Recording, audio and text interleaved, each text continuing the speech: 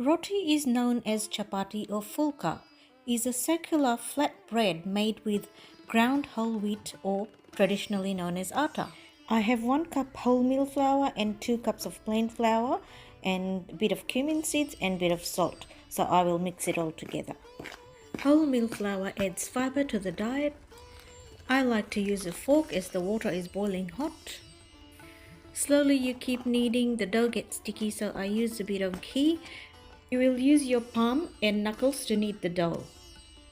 Ghee gives a smooth silky texture to the dough, adds taste to the dough as well. I will knead it till it's super soft. I did add some cumin seeds and salt for extra flavor. Now I rolled it in a tube shape so I can cut it into equal parts.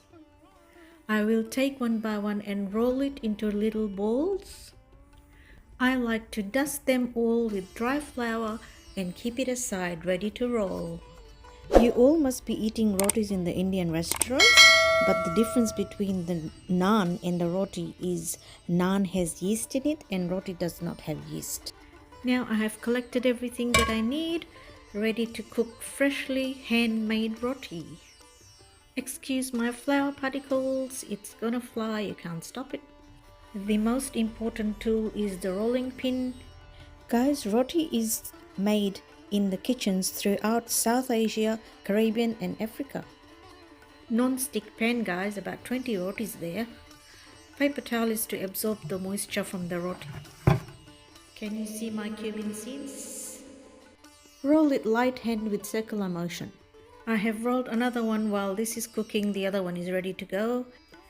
Once rolled, transfer it in the hot pan and start cooking. Once a bit brown, you can turn it over and I use my fingers.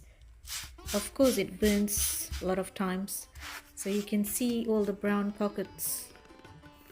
Keep rotating gently with your fingers to cook evenly all around. To avoid burning your fingers, you can put another roti on top of that to help it air up. Remove the roti and put it in a clean bowl. I like my roti well cooked, so I make it a bit brown. It's puffing without my touching. That's a sign of a good dough. Guys, so easy to make and serve it to millions. Guys, there's another way of cooking roti. With the same dough, you can make different type of roti with melted ghee. I am preparing the flour again. I will keep combining it all together with hot water, bit by bit, not all at once.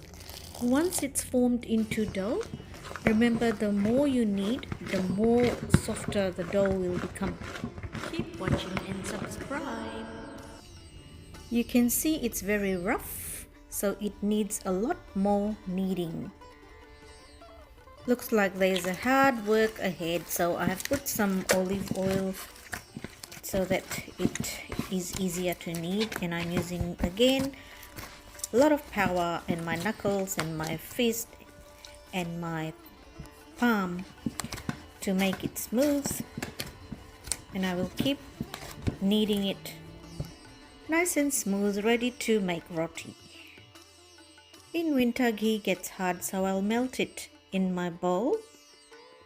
Small portion of ghee on daily basis can boost overall health and strengthen bones. Ghee is a rich source of vitamins, antioxidants and healthy fats.